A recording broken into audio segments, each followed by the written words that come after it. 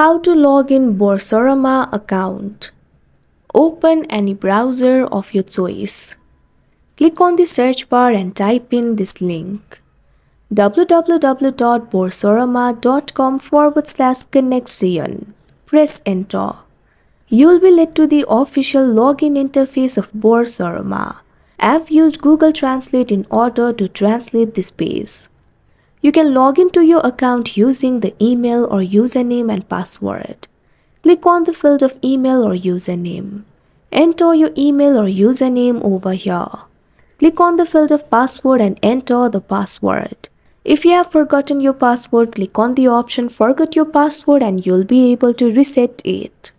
Click on the option Login in order to log in to your account. Once you do that, you'll be logged in to your account. Like this, you can log in Boursorama account.